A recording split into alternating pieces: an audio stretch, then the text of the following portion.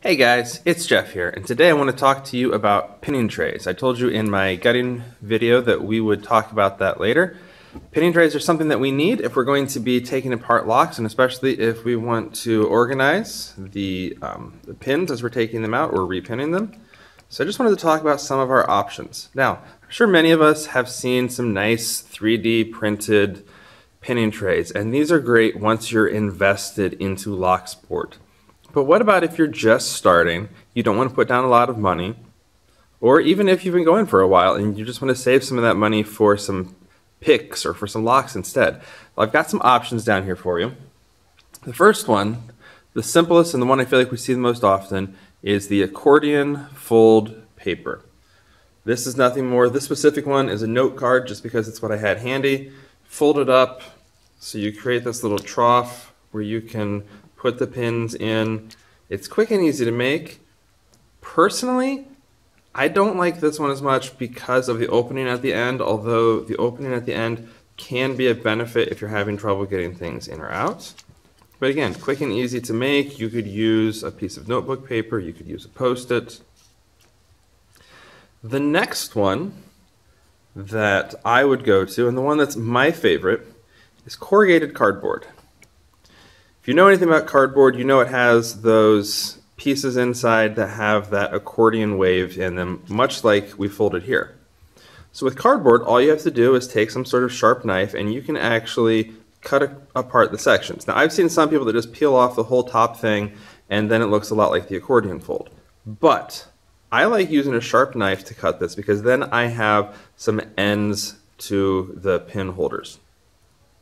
Having children around and pets, I'm always afraid that things are going to get knocked out easily. So having the ends to them here, to me, just feels a little more secure. I also use some super glue in this one specifically to actually seal the ends, just to give a little more longevity to this one. I do like that with the cardboard you could write right on it so you can keep track of which pin stack you have where. So these two are definitely the easiest ones to make with just whatever you have lying around. The next suggestions are going to assume you have some sort of cutting tool.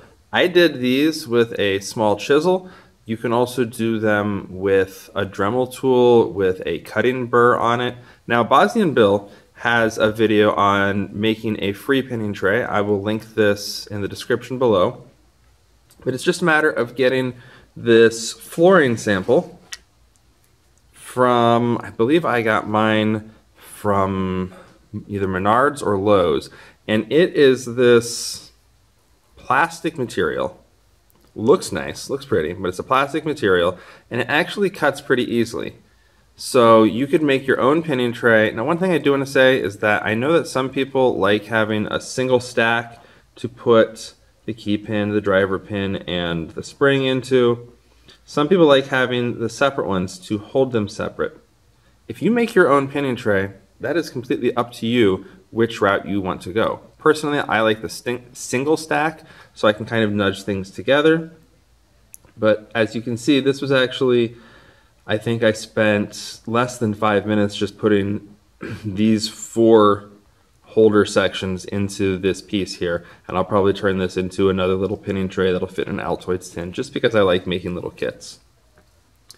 If you don't want to have to go to the home store and find that, if you can just find an old piece of wood, some 2x4 or something like that, again, you can use your chisel or you can use your Dremel just to make some little grooves in it, and again, it will hold pretty nicely. Something like this has the added benefit of being a little more stable.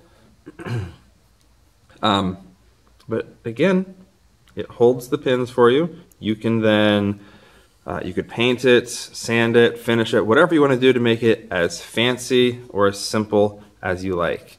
But guys, I just wanted to show you some of the options for making your own.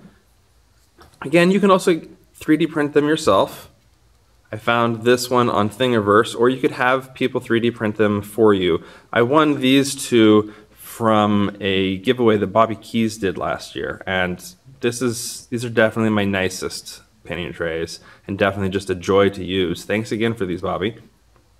But those are some options for you so you could easily make your own and just keep your pins under control whenever you get around to gutting your first lock.